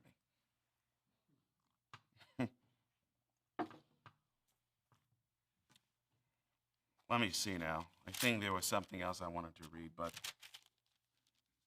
that's good. That's good. I want to move along to something that I needed to. I said, remember where I wanted to go, right? I spoke to you. I said, remember this because I'm really excited to get into this. And, you know, Priest Tyrone said it well. He did. He said it well. I can't even duplicate what he did because he laid it out so beautifully. But I do want to really stitch what he said together with what I have and say that this whole Deuteronomy 28, he said, and you shall be taken with ships into New Egypt. By the way whereof I said unto thee, thou shalt see it no more again, which is speaking of the land Israel. This was the grand finale. Listen, I tried with you. I gave you a land that you labored not for. I fought for you. I sent angels to go before you. You disrespected me. Not only did I remove the nations. So listen to this carefully. I removed the nations because they disgusted me. So I put you there. But you did worse than the nations that I removed from before you. You did worse than they did. So I removed you from time to time from the land, but I brought you back. I brought you back. But death by 1,000 cuts. This was the grand finale, guys. I'm taking you far away. And that land that I gave to your fathers, you will see it no more again. And hey, you know what? Those of you who are so privileged to make it into the afterlife, you would see the new Jerusalem. But old Jerusalem is trodden under the feet of Gentiles, Mohammedans, and every vulture that goes in there to make a meal off of dead carcasses, you would find now in Jerusalem. You look it up. Every vulture that feeds on flesh of the carcasses, you would find now in Jerusalem, in the land Israel. It's been given. We are now here. He says, you're not going to see that no more again. I gave you too many chances. In the 1480s, the Portuguese says, you know what? It's time for us to make some money. So they go to the coast of Western Africa. You know what an invasion is, ladies and gentlemen? It is about 800 stealth aircrafts going over a country, soldiers parachuting out of it, tanks running through the land, overpowered by military presence. They didn't do that. They had a ship. The Portuguese got into a ship. They came to the coast, the shoreline. How then did we get into their hands? If the white man is the devil, as you say, how then did we get into the hands of the Portuguese? Because they did not come into the interior and grabbed us. Who brought us to them on the shore? 1480s. Go with me for a little bit. Early 1500s. Who kicked in? The Spanish. Says, we're going to get a little piece of this profit too. We're hearing that people are bringing a certain tribe to the shore of Western Africa, and we're taking them to sugarcane plantations. We're taking them to cotton fields. Man, this is great. Who is bringing our people to the shore? Because the Spanish didn't go into the interior. The Portuguese didn't come with 1,400 stealth ships or fighter jets and landed and overpowered us. Who is capturing my people and fashioning the yokes around their neck and the irons around them and leading them through to what they call the slave palaces, the holding stations? So when the ship comes, it's just a transaction. There's economic incentives given to those on the continent of Africa for the sale and purchase of my tribes. Before the white man, as you call him, the devil, it was black-skinned people that were devils to me. You need to know this. The English, the French also came to take their piece of the business transaction. And then in the 1600s, the Dutch ruled it. The Dutch reigned on our people. But none of these guys, they didn't even bother walking into the interior.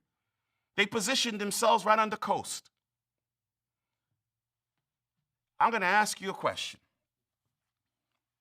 54 countries, the United Nations says, make up the continent of Africa.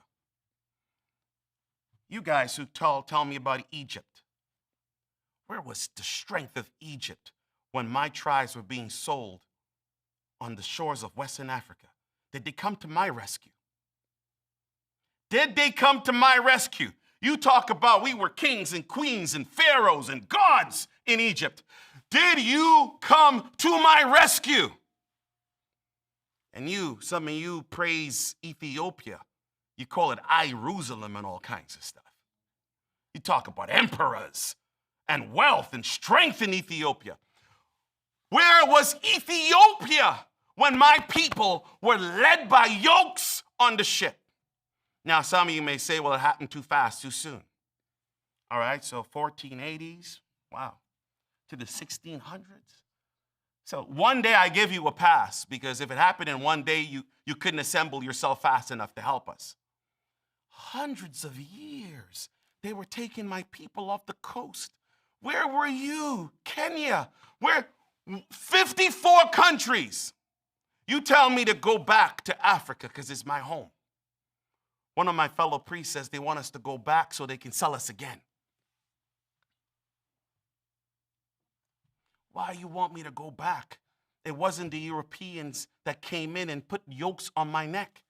They just gave some wine and some whatever they gave to the Hamites and those who truly belong to the continent of Africa. They gave them economic incentives. And they called it, the historians say, it was tribal war that the Europeans took advantage of. Because it was the 12 tribes of Israel that all the other tribes, the Hamites and all of them, came against us to push us out of their land and make profit. So you see why we talk about we're not so keen on calling ourselves Africans.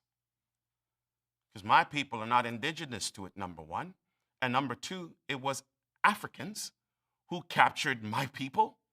It was Africans who molded the iron yoke around my neck. It was Africans who first abused my people. Then they made the business transactions with the Europeans, who further afflicted my people. And then you look at the countries that participated in the brutality of my people, and all they got is dust, wind, poverty, sicknesses. All they got is other nations coming now and drying out their land. It's like they got the purse, the 30 pieces of silver, but they could not use it. The 30 pieces of silver came right out of the bag. And other nations flew in there and robbed their lands. Why? I am not bleeding for those places. Because my Father, it says, all those who participated in the buying and selling and the affliction of my people, he will judge them. Because I and you, we're his children. Like any one of us, if someone comes to our house and kidnaps our kid, even though we may be angry with our kid, we're going to do whatever we got to do to rescue him, and then you've got to pay the price. Whoever was the kidnapper, you got to pay the price. I'm sorry. All right? This is not what you think it is. This is real. And I want to keep talking to you for a little bit. And I could have said all these things, but the doctrine today is the white man's the devil, and we are Egyptian, and we are African, and come back, repatriation. Just think about it. 54 countries. Did any one of these countries assemble themselves with whatever might and power and royalty they have? Everyone I meet from the continent of Africa belongs to a chief. Every male I meet, his dad was a chief in the village or a chief in the city, or he's from a king or whatever. Where were you? Did you get ships and did you stop the Atlantic? Did you put a roadblock to the Atlantic so the Portuguese ships didn't go and the Spanish ships didn't go, the Dutch ships didn't go? Where were you? I'll tell you where they were. Let's go to Psalm 83. I'll tell you where they were. Let's go to Psalms 83. You guys think it was all jokes and giggles here, right? Jokes and giggles that we talk about these things. Our elder put it down a long time ago, and people are still in their feelings. Up in their feelings. How could you say don't go back to Africa? How could you say don't call ourselves African? No, listen. There are people that can call themselves Africans. Seriously. Legitimately. We're talking about the people that were taken on the slave ships. They are the tribes of the children of Israel. They are Israelites. That's all we're trying to say to you. And yes, not all the Israelites were taken from the continent of Africa. Some of our people are left behind. We know this. So don't feel bad and send me a note in the YouTube video saying, but that's not true because some were left behind. Yes, some were left behind, and I hope all you who were left behind, you come back to the God of Abraham, Isaac, and Jacob, and you call yourself Israelites and not Africans. How about that? Okay? Psalm 83. Listen to this carefully, and let's see if we see the white man being the devil. Keep not silence, O God. Hold not thy peace and be not still, O God. For lo, thine enemies make a tumult, and they that hate thee have lifted up the head. It first starts with hating him. It does. They hate him. They have taken crafty counsel against thy people, and have consulted against the hidden ones. They have said, come, and let us cut them off from being a nation, that the name African American may be no longer in their remembrance. No. That the name Negro may be no longer in their remembrance. That the name black man or black woman may no longer be in their remembrance. That the name Afro-Caribbean or West Indian may be no longer in their remembrance. Or like Priest Tyrone says, Afro-Britain or something like that, he said, may be no longer in their remembrance. Scripture doesn't say that. So let me tell you what the scripture says. They have said, verse 4, come, let us cut them off from being a nation, that the name of Israel may no longer be in their remembrance. So you see, a crafty counsel. Who did it? The white man? Let's figure it out. For they have consulted together with one consent, all of them. They are confederate against thee, the tabernacles of Edom, the Ishmaelites, Moab, the Hagarenes, Gebal, Ammon, Amalek, Philistines, inhabitants of Tyre, Asher, joined themselves and opened the children of Lot. All the nations have taken a piece and cast lots for our people, not just one nation. Listen, man. You know what? I don't even know what to say. I could actually leave right now and go hold a meditation somewhere, man. Hold a medi, right? Because how much can we keep saying and doing these things? But like my elder says, our job is to teach. So I guess that's our burden, that's our gift and our blessing at the same time. Our job is to teach, keep knocking on the doors, keep knocking on the head of our people and saying, stop, we see you in the rallies. We feel it, we do. I wish I can say to them, just lift your hands up and call upon the God of Abraham, Isaac, and Jacob before you go on the march. Let's do it. Let's return back and you would see they will not have power over you. No rubber bullet would have power over you. No mace, no tear gas would have power over you. But because when we seek to get strength, we go to the blonde hair, blue-eyed Jesus hanging on a cross, and we pray to him, and he is not our God. We have changed our God for that which Jeremiah says is no God. Let me read one more scripture for you, because I'm getting the guys giving me some signals in the back there. So let me go to I've heard a scripture. I'll tell you this. I've heard, not a scripture. You know what? That's another thing I want you to hold because I'm gonna get there. Exodus 2. So I'm gonna speed read now.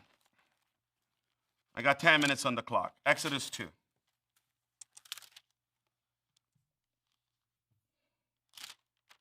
This is, my wife Sophie kind of gave me this concept last night. So I know she's hearing some of the things that she was saying to me coming out in the lesson. So bigger her up. Sophia, big yourself up in the chat room. Big yourself up. Exodus 2. I think I said that, right? From verse 23. And it came to pass in the process of time that the king of Egypt died, and the children of Israel sighed by reason of the bondage, and their cry came up unto God by reason of the bondage.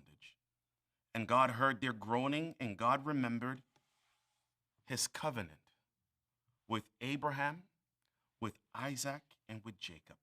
And God looked upon the children of Israel, and God had respect unto them.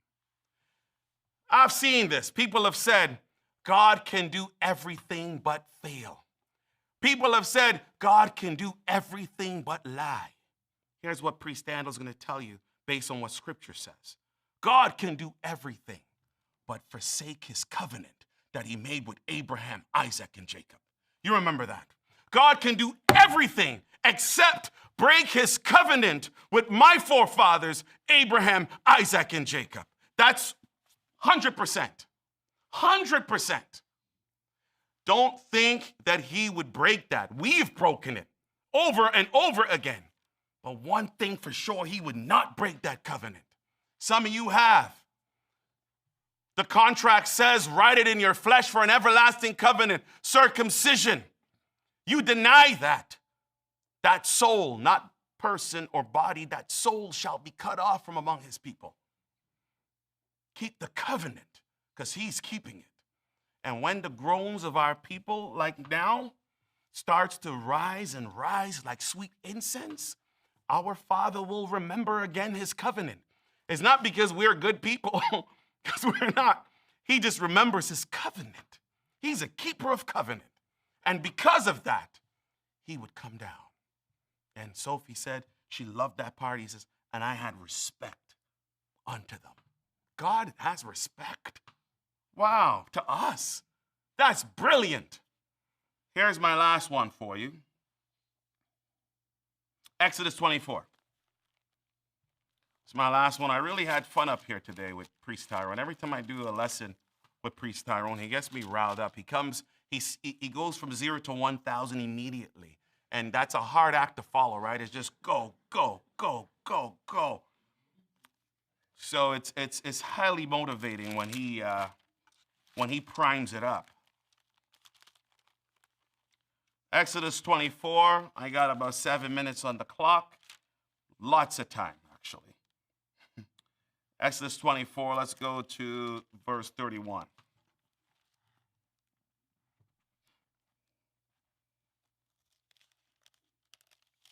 Hold on. Okay, 25, sorry. Exodus 25 from verse 31. And thou shalt make a candlestick of pure gold of beaten work. Shall the candlestick be made. His shaft and his branches, his bowls, his knops, his flowers shall be of the same. 6 branches shall come out of the sides of it. 3 branches of the candlestick out of one side, and 3 branches of the candlestick out of the other side. 3 bowls made like unto almonds with a knop and a flower in one branch, and 3 bowls made like almonds in another branch, and a knop and a flower. Stay with me for a while. You'll see where I'm going. So in the 6 branches that come out of the candlestick, verse 34, and in the candlestick shall be 4 bowls made like unto almonds, with their knops and their flowers, and there shall be a knop under 2 branches of the same, and a knop under 2 branches of the same, and a knop under 2 branches of the same, according to the 6 branches that proceeded out of the candlestick. Their knops and their branches shall be of the same. Stay with me a little bit, I'm getting somewhere. All shall be one beaten work of pure gold. Thou shalt make the 7 lamps, therefore, thereof, and shall light the lamps thereof, that they may give light over against it. And the tongs, therefore, thereof, and the snuffle dishes thereof shall be of pure gold. Of 1 talent of pure gold shalt thou make it, with all the vessels. Verse 40 is where I wanted to land. Here we go. I'm going to read it very slowly to you. And look that thou make them after their pattern, which was showed thee in the mount. You know, I'm closing it up right now. You know, my phone almost fell. You know, the image that we put for this lesson is the fake Jesus on a cross, crucifix. A lot of my people bow down to that. They have it all over their homes because they say it's some kind of a memorial, something close, they get close to God with it. I want to ask you a question. You just saw this. You just saw this. 1 candlestick. 3 branches on one side, 3 branches on the other side. If you wanted something to feel close to God, Moses did not make this of his own design. He was shown this in the mountain by God. So you're holding something. Like if you really wanted to say you're holding something or have something that reminds you of the God that liveth in heaven, he showed Moses this design, not the cross. Look how beautiful this is. Not made by Moses' own creativity. It says, make sure you make it according to what you saw, the fashion you saw when you were spending time on the mountaintop with me. This is why I urge my people, go back to the things that are godly, not the things that the demons have given you. This, when I see this, I think of, wow, this pattern existed with God before it existed with man. This connects me to a God that I can't see, but I could see because this is his creation. Why would you throw this away to use a cross?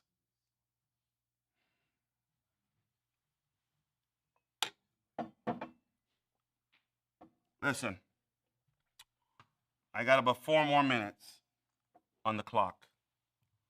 Next week, Saturday, 2 p.m., our Elder Shadrach's going to be here live and direct with Elder Freddie. It's going to be a different day because it's going to be Elder Shadrach wants to hear your questions. He's going to have a question and answer. So I say to you now, those of you who have questions that you would like to submit for Elder Shadrach to possibly answer, it all depends on the question, obviously, submit it to us. You can send it to our email address on our website or contact, and they can type it in the chat room, contact@israelitenation.com. You can send your questions ahead of time. There will also be a live call-in number on that day, but I know some of you guys are shy. You don't want your voices to be heard over the airwaves. So we have something in place for that. We'll have a moderator here to answer the phone. You give the moderator your question. Only the moderator's voice you will hear live asking the question to Elder Shadrach and Elder Freddie. It is something that I hope you guys take advantage of. Sorry, but I'll say inappropriate questions obviously will not be answered. But if you have real sincere questions, I urge you to take advantage of this time. It's going to be a special, special, special event. 2 p.m. next week, mark it on your calendar. Get your questions in advance, but we will also, during the live, you will see an 800 number up. You can call in. The moderator will take your question, and they will ask your question on your behalf, so you don't need to feel that you're going to be on blast and people are going to hear your voice. All right? Sabbath day. Bang, bang, bang. For those in North America, Sabbath day is coming up at sunset. Those of you in the UK, you're already in the future. Happy Sabbath to you. Happy, happy Sabbath. These are the things that we wanted to talk to you about. I'm looking forward to God Spare Our Lives next week. I think it's going to be an exciting live session. And I'm happy our elder opted to do this. I mean, this is once in a lifetime, honestly. And it's going to be fantastic. And one day soon, Elder Michael and I will come back and we will do the Star of Moloch. And you don't want to miss Fridays and Saturdays, guys. So if you're new to the channel, click the subscribe button, hit the notification bell because we have great content coming out and you don't want to miss those things, right? You want to join this nation, again, send an email to us and say, hey, I want to join this family. I want to learn how to serve the God of Abraham, Isaac, and Jacob the best way I can. Send an email to us. We'll take you through the steps. And those of you who want to donate, again, we always say this. We're trying our very best to build and establish the foundations of the God of Abraham, Isaac, and Jacob one word at a time. And we don't profit. The nation here, we are a registered charity. Our headquarters in Toronto, we are a registered charity. You need to know that. And all the donations go towards everything that we have to do to upkeep our ministry. So I thank you in advance, and all those who donated today and those who are going to be donating now or whenever, thank you so, so, so much. And with that being said, guys, thank you for your time today. And hear, O Israel, the Lord our God, the Lord is one.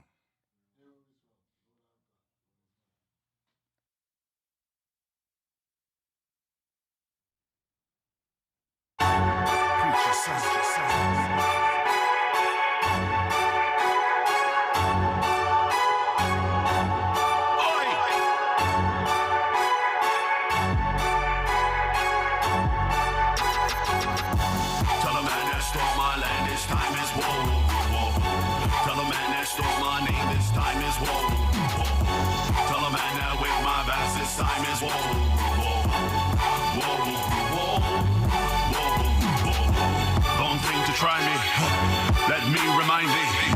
I'm a father David, no uncircumcised boy, them can't defy me. I know that you fear, that Israel is here. Your end is so near. I've been hung on a tree, burnt on the cross and stripped of my God. My God is a warlord, your Lord's a dead dog, you need to fall back. You destroyed my people, with the shrines with all them high steeples. I got more with me and they ride on horses and they stuff out evil. I cried for 400 years, you laughed at me. And for 400 years, you took advantage of me. Now look at the mountains, we've got you surrounded. Don't riders on the chariots of fire's coming. Tell the man that stole my land, this time is woe, woe. Tell the man that stole my name, this time is woe, woe. Tell the man that whipped my back, this time is woe, woe, woe, woe, woe, woe. I'm ready to fight back. My sword is swinging. I don't care if you fight back. My candle's burning. You don't wanna be around when I call my God, cause that won't go well. You're gonna bow that knee and plead to my king, the God of Israel. I got the bow of a hunter. I got the sword of a fighter. I got 10,000 saints coming with that brimstone and fire. Let my God arise and his enemies scatter, and those that hate him flee. Drive them away, melt them like wax. Hail the Almighty. I cried for 400 years and you laughed at me. And for 400 years you took advantage of me. Now look at the mountains, we've got you surrounded. The riders on the chariots of fire's coming. Tell a man that stole my land, this time is woe, woe. Tell a man that stole my name, this time is woe, woe. Tell a man that whipped my back, this time is woe, woe, woe, woe, woe. Wrestle not against flesh and blood, but against principalities, against powers, against the rulers of the darkness of this world, against spiritual wickedness in high places. So put on the whole armor of the God of Abraham, the God of Isaac, and the God of Jacob. Our time is coming. Tell the man that stole my land, this time is woe, woe. Tell the man that stole my name, this time is woe, woe.